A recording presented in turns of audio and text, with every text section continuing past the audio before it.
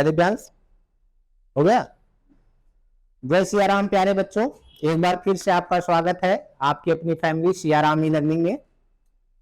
और पिछले क्लास में हम लोगों ने जैसा कि अभी ये जो सीरीज चल रही है ये BA 4th semester economic geography के लिए चल रही है।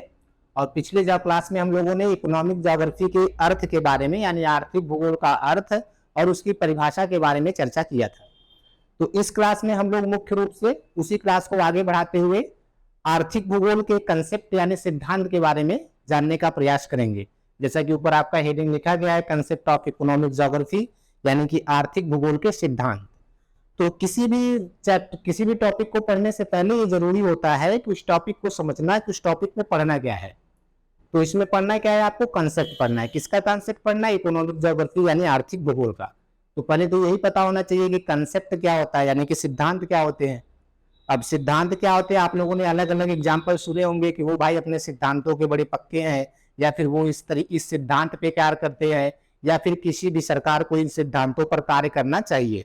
तो उसी प्रकार से इकोनॉमिक ज्योग्राफी के भी कुछ सिद्धांत है यानी कुछ रूल और रेगुलेशन है जिसको आधार बनाकर ही आर्थिक भूगोल यानी कि इकोनॉमिक ज्योग्राफी अध्ययन के क्षेत्र में कार्य करती है।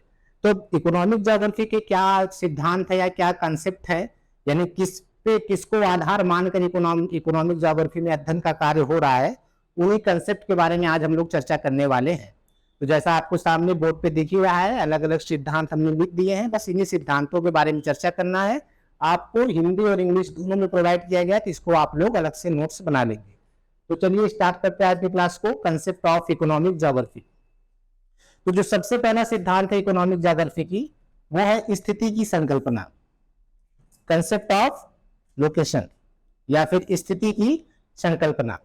तो जैसा कि आप लोगों ने मीनिंग में पढ़ा है कि आर्थिक भूगोल क्या है, विभिन्न प्रकार की आर्थिक क्रियाओं का संपादन, यानी विभिन्न प्रकार की आर्थिक क्रियाओं का संपादन करने जिस तरीके से हम करते हैं, उनका यूज क्या है, उनका इस्तेमाल क्या है, उसको हम किस तरीके से व्यवहार में लाते हैं, इसी के अध्ययन को हम लोग आर्थिक भूगोल कहते हैं। तो कोई भी आर्थिक क्रिया करने के लिए आपको विशेष स्थान की आवश्यकता पड़ती है।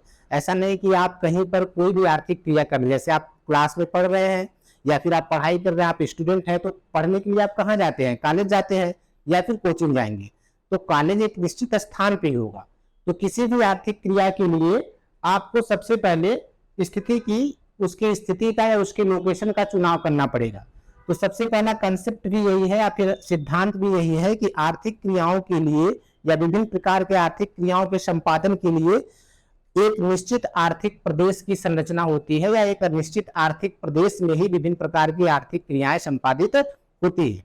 और इसी के साथ जब आप एक निश्चित लोकेशन का कह सकते हैं निर्धारण कर लेते हैं, जैसे मान लीजिए आपको आर्थिक क्रियाओं के लिए कोई इंडस्ट्री लगानी है, तो आप किसी निश्चित स्थान पर का चयन कर लिए कि हमको इस इंडस्ट्री को यहाँ पर लगाना है। तो इसके लिए अलग अलग चीजों का ध्यान रखना पड़ता है। अब ये इस संकल्पना है, तो संकल्पना की मतलब थोड़ी है कि आपने केवल कह दिया कि एक स्थान की जरूरत है। तो स्थान को निर्धारण के लिए कौन कौन सी चीजें उत्तरदायी है या कौन कौन से फैक्टर्स प्रभावित करते हैं स्थान निर्धारण के लिए, कहां पर आपको किसी भी प्रकार की आर्थिक क्रियाओं का संपादन करना चाहिए। जैसे आपको अगर कोचिंग चलाना है तो आप उसी स्थान पर चलाएंगे जहां पर आपको स्टूडेंट मिल जाए, अर्थात जहां पर ढेर सारे स्कूल हो। ऐसा नहीं कि आप नदी नहर में जाके कोई कोचिंग खोल देंगे तो वहां बच्चा पढ़ने जाएगा। या फिर अगर मान लीजिए कोई इंडस्ट्री आप लगा रहे हैं, कोई सामान तैयार कर रहे हैं, तो आप वहीं पर लगाएंगे। स्थान का निर्धारण ये देख कर करेंगे कि कहां पर उसके लिए रॉ मटेरियल या कच्चे पदार्थ की उपलब्धता आपके पास हो जा रही है। जब तक रॉ मटेरियल नहीं मिलेगा, ट्रांसपोर्ट का साधन नहीं होगा, तब तक आपको उस उद्योग से फायदा नहीं होगा। तो इस चीज को ध्यान में रखते हुए हम लोग से यहाँ स्थिति का या फिर कह सकते हैं लोकेशन का चयन करते हैं। नेक्स्ट आपका है आर्थिक भूदृश्य की संकल्पना, कंसेप्ट ऑफ इकोनॉमिक लैंडस्केप। भूदृश्य से मतलब आप लोग समझ रहे हैं, क्योंकि आप लोग ज्योग्राफी पढ़ ही रहे हैं इतने दिनों से, फर्स्ट सेमेस्टर में भी आप लोगों ने फिजिकल ज्योग्राफी पढ़ा है। तो भूदृश्य का मतलब आप लोग समझते हैं कि पृथ्वी के सतह पर उपस्थित जो अलग अलग प्रकार की स्थलाकृतियां है वही भूदृश्य है। लेकिन यहाँ पर आपको फिजिकल भूदृश्य नहीं पढ़ना है, यानी कि भौतिक भूदृश्यों का अध्ययन नहीं करना है। यहाँ पर आपको किसका करना है? आर्थिक भूदृश्य का। यानी अलग अलग आर्थिक क्रियाओं के द्वारा अलग अलग स्थानों पर अलग अलग प्रकार के आर्थिक क्रियाओं की पृष्ठभूमि तैयार होती है। उस पृष्ठभूमि का मतलब है कि अलग अलग आर्थिक क्रियाओं के संपादन के लिए अलग अलग माहौल का क्रिएशन होता है। तो अब अलग अलग आर्थिक क्रियाओं के लिए अलग अलग माहौल बनता है। तो आप कौन सी आर्थिक क्रिया के लिए किस तरीके का आप कह सकते हैं माहौल बनना चाहिए, किस तरीके की कौन कौन चीजों की आवश्यकता पड़ती है, तो इन चीजों के लिए वहां पर उपस्थित जो आर्थिक भूदृश्य है, यानी किस आर्थिक क्रिया के लिए जो जो चीजें आप जो संसाधन या रिसोर्सेस उपलब्ध है उनको ध्यान में रखते हैं, उसी के साथ हम लोग अपनी आर्थिक क्रिया प्रारंभ करते हैं। तो इसी कंसेप्ट को या इसी संकल्पना को हम लोग बोलते हैं आर्थिक भूदृश्य की संकल्पना। इसी से रिलेटेड, आर्थिक भूदृश्य से रिलेटेड ही आपकी तीसरी संकल्पना है। आर्थिक भूदृश्य क्या होता है? गत्यात्मक होता है। गत्यात्मक मतलब डायनेमिक, यानी किसी एक स्थान पर कभी भी एक ही प्रकार की आर्थिक क्रियाएं नहीं होती है। हो सकता है जहां पर आज आप खेती कर रहे हैं, एग्रीकल्चर कर रहे हैं, वहां पर आने वाले समय में टेक्नोलॉजी बढ़ने पर वहां पर किसी भी उद्योग का निर्माण हो जाए, या यहाँ पर कोई स्कूल या कॉलेज बन जाए। यानी कि आर्थिक क्रियाएं हमेशा डायनेमिक होती है, बदलती। डायनेमिक का होता है गत्यात्मक। गत्यात्मक का सीधा सा मतलब है चेंजेस या बदलना, अर्थात आर्थिक क्रियाएं समय समय पर प्रत्येक स्थान पर बदलती रहती हैं, वो फिक्स नहीं होती है। जैसा कि आप अपने अगल बगल के एग्जाम्पल देख ही रहे होंगे, जहां पर पहले खेती होती थी आज वहां पर कोई दूसरा कार्य हो रहा है, जहां पर पहले कुछ नहीं था आज वहां पर मार्केट है या बाजार है, वहां पर अलग अलग प्रकार की आर्थिक क्रियाएं संपादित हो रही हैं। तो ये प्रूफ करता है कि जो आर्थिक भविष्य है वो गत्यात्मक है, वो बदलता रहता है, उसमें परिवर्तन होता रहता है। नेक्स्ट आपका है स्थानिक कार्य अंतर क्रिया की संकल्पना। अब अलग अलग स्थान पर अलग अलग प्रकार की आर्थिक क्रियाएं संपादित होती हैं, या अलग अलग प्रकार पर अलग अलग आर्थिक प्रदेश का निर्माण होता है। लेकिन अंतर क्रिया का मतलब होता है कोरिलेशन। कोरिलेशन मतलब कि दोनों के बीच में कोई ना कोई संबंध होता है। ऐसा नहीं है कि कोई आर्थिक क्रिया, अगर आप कोई आर्थिक प्रदेश कहीं पर है तो वह स्वतंत्र रूप से अपना कार्य करता है, यानी केवल उसी आर्थिक प्रदेश के अंतर्गत उसकी सारी आवश्यकताओं की पूर्ति हो जाती है, ऐसा संभव नहीं है।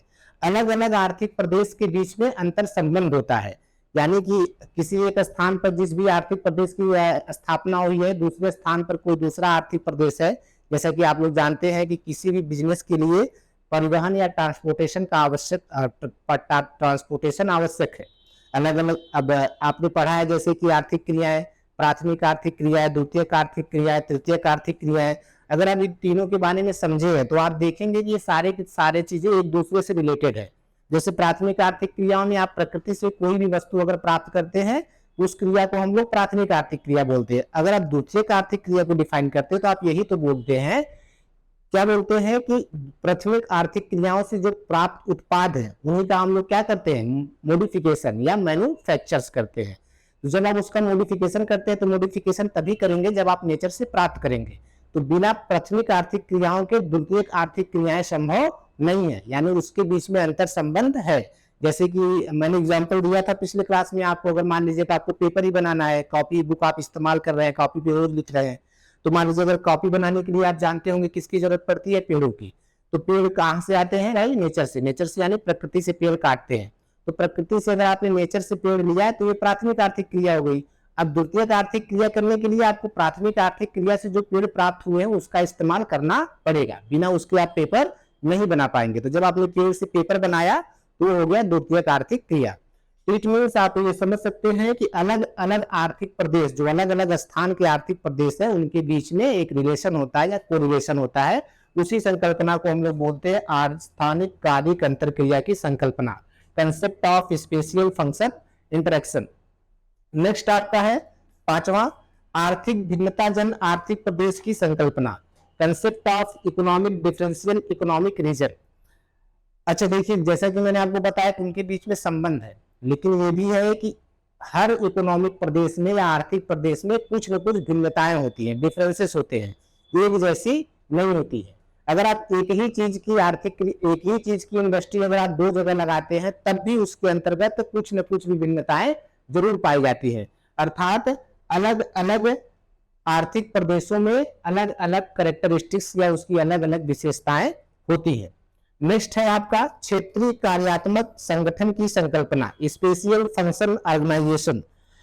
एक निश्चित क्षेत्र में एक विशेष प्रकार के कार्यात्मक इकाई की स्थापना होती है, बिना उसके कह सकते हैं कि किसी भी प्रकार का कार्य संभव नहीं हो पाता है। जैसे कि आपने किसी एक स्थान पर किसी एक आर्थिक क्रिया की स्थापना की, तो उसके लिए एक विशेष संगठन का या कह सकते हैं विशेष ऑर्गेनाइजेशन की आवश्यकता पड़ती है। आप छोटी सी भी कोई चीज स्टार्ट करते हैं, जैसे कोचिंग हम लोगों ने स्टार्ट किया है, तो इसके लिए आपको किसकी जरूरत पड़ेगी? ऑर्गेनाइजेशन की और एक संगठन की। जब तक वो लोग साथ नहीं रहेंगे तब तक वह आर्थिक क्रिया अच्छे रूप से संपादित नहीं हो पाएगी। तो इन चीजों को ध्यान में रखते हुए जो नेक्स्ट कॉन्सेप्ट है, इस पे भी आर्थिक भूगोल विशेष ध्यान देता है कि एक संगठन के रूप में ही विभिन्न प्रकार की आर्थिक क्रियाओं का संपादन होता है। उसके बाद नेक्स्ट है आपका आर्थिक विकास स्तर की संकल्पना। डेवलपमेंट लेवल, भाई आप लोग जानते हैं कि आर्थिक डेवलपमेंट लेवल हर समय जगह का अलग अलग होता है। अगर एक ही प्रकार की आर्थिक क्रियाएं एक ही जगह है, तब भी डेवलपमेंट लेवल हर जगह की अलग अलग हो। क्यों? क्योंकि वहां पर उपस्थित जो क्लाइमेट है, या वहां पर उपस्थित जो रिसोर्स है, या यहाँ पर उपस्थित जो टेक्नोलॉजी है, अलग अलग जगह पर अलग अलग होता है। इसी के आधार पर ही तो अलग अलग देशों को आप कह सकते हैं आर्थिक डेवलपमेंट के आधार पर ही अलग अलग प्रदेशों को कह सकते, अलग अलग देश को अलग अलग समूहों में बांटा गया। जैसा कि आप लोग सुने होंगे कि कुछ ऐसे देश होते हैं जो विकसित देश हैं, डेवलप कंट्रीज। यानी डेवलप कंट्री कौन? जैसे यूएसए है आपका, यूएसए डेवलप कंट्री क्यों कही जाती है? क्योंकि वहां पर कह सकते हैं कि जो आर्थिक आय है वो ज्यादा हो रही है, और वहां पर जो भी कार्य हो रहा है वो उनकी टेक्नोलॉजी ज्यादा अच्छी है, तो अच्छे रूप से उस आर्थिक क्रिया का संपादन कर पा रहे हैं। और वैसे ही आपका विकासशील देश है, डेवलपिंग कंट्री, जिसमें भारत आता है, और कुछ ऐसे भी देश है जो पिछड़े हुए देश है, जो अभी बहुत ही पीछे हैं, वहां पर टेक्नोलॉजी की बहुत सारी कमी है। तो ये किसके आधार पर बांटा गया है? विकास स्तर के आधार पर, यानी डेवलपिंग लेवल के आधार पर। तो आर्थिक विकास स्तर की संकल्पना, यानी कि इस संकल्पना में यही बताया जाए कि आर्थिक भूगोल अलग अलग विकास स्तर को पैमाना बनाकर ही अध्ययन करता है, या आर्थिक क्रियाओं का अध्ययन करता है। जिसका जैसा स्तर होगा उस स्तर पर वो कौन सी आर्थिक क्रिया कर रहा है, इन चीजों का अध्ययन आर्थिक भूगोल में किया जाता है। उसके बाद है सतत विकास की संकल्पना, the most important concept of the economic geography, sustainable development. अब जैसा कि सारी चीजें आप लोग कर रहे हैं, और सारी चीजों सभी प्रकार की आर्थिक क्रियाओं को करने के लिए जो मेन सोर्स है वो है आपका नेचर। जब तक आपको नेचर से कोई चीज मिलती नहीं, या प्रकृति से कोई चीज मिलती नहीं, तब तक आप किसी भी प्रकार की आर्थिक क्रिया का संपादन नहीं कर सकते। और सस्टेनेबल डेवलपमेंट का मतलब होता है कि आपको इस तरीके से डेवलपमेंट या विकास का कार्य करना है ताकि नेचर को या आने वाली पीढ़ी को, यानी भविष्य में किसी भी प्रकार का खतरा उत्पन्न न हो। इसीलिए वर्तमान समय में तो आप कह सकते हैं कि ये सब सारी चीजें होती जा रही हैं, लेकिन वर्तमान समय में समस्याओं को देखते हुए, इन्वायरमेंटल प्रॉब्लम को देखते हुए, हर जगह पर आप कह सकते हैं अप्लाइड इकोनॉमिक ज्योग्राफी की ज्यादा बात हो रही है कि किस तरीके से आप सस्टेनेबल डेवलपमेंट कर सकते हैं या फिर सतत विकास कर सकते हैं, ताकि यह विकास आगे भी जारी रहे, यानी कि आने वाली पीढ़ियां भी इस विकास में भागीदारी अपना निभाते रहे। अगर आप ही आज सब कुछ कर लेंगे, या फिर आपने ऐसा ज्यादा विकास करने के चक्कर में कुछ ऐसी हरकत आप लोग कर दिया, मानो तो भाई हर उड़ूम हरकत करने के लिए जाना ही जाता है, आप लोग खुद ही खुरापात है, तो ये सब सारी चीजें तो होती रहती है। तो खुरापातों का तो कह सकते हैं मानव के दिमाग में तो खुरापात चलता ही रहता है ना। जैसा कि आप लोग देखते हैं क्लास में बैठे रहते हैं तो कुछ न कुछ खुरापात चालू। तो इसी तरीके से आपको अपने इस व्यवहार को या अपने इन खुरापातों को कंट्रोल में रखते हुए आपको करना पड़ेगा कि आपके किसी कार्य की वजह से आपके आने वाले बेटे या आपके आने वाली पीढ़ियों को कोई प्रॉब्लम न हो। जैसे कि कहा जाता है बहुत सारे ऐसे रिसोर्सेस है या बहुत सारे ऐसे संसाधन है जो समाप्ति की तरफ अग्रसर है, यानी खत्म हो रहे हैं। अगर वो खत्म हो गए तो आगे विकास करने के लिए उन चीजों की आवश्यकता अगर पड़ेगी तो वो आपके पास होगा नहीं। तो इसीलिए इकोनॉमिक ज्योग्राफी में सस्टेनेबल डेवलपमेंट या सतत विकास की बात कही जाती है।